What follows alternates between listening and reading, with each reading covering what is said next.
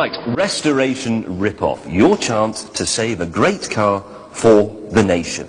Now, we asked you to write in and nominate knackered but essentially interesting old cars that were worthy of restoration. We narrowed that down to a short list of 5, but the catch is we've only got enough money to restore one of them. And you're going to decide which one it is by voting with a telephone number that I'm going to give you in a minute. So please have a pen ready this time. Last week, we looked at a Lotus 10 that had been ordered by James Dean just days before he was killed. And now, here's another candidate.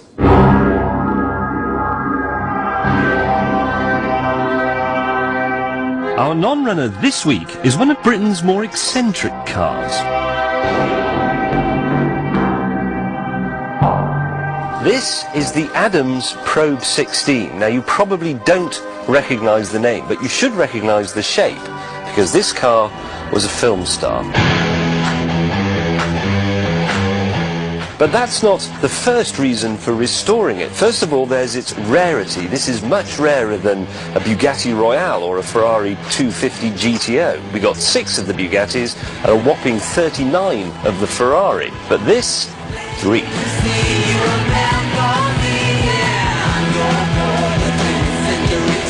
And then there's the brave design. Now, everyone was stunned by the Ford GT40 because it sat just 40 inches high.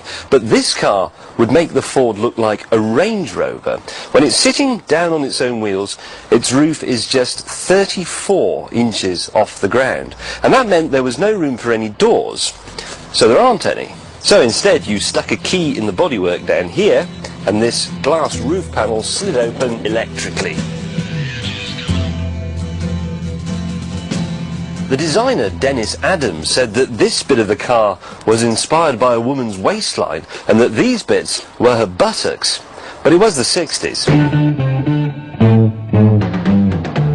And it was at the end of the 60s, when the Probe was grabbing headlines, that it caught the eye of film director Stanley Kubrick. When Kubrick made A Clockwork Orange, he needed a car as shocking as his vision of a nightmare future. And this very Probe 16 was it. But although it may still look futuristic, I have to say that one or two of the details are a bit medieval. The chassis, for example, it's made of wood, and I'm afraid to say that the engine has come from an Austin Maxi. And then there's the pedals. When you press the throttle and the clutch, they move outwards, like that. It is, of course, a complete crock. I mean, all the bits are in boxes and buckets and look something like that. They all need refinishing and refitting. But we think it's probably worth it, because this car epitomises that mad late 60s period when all the furniture hung from the ceiling and all the carpet was shag pile. You simply couldn't design a car like this today. Nannying legislation would put a stop to that immediately. And that's why this car is worthy of your vote. This is the next century.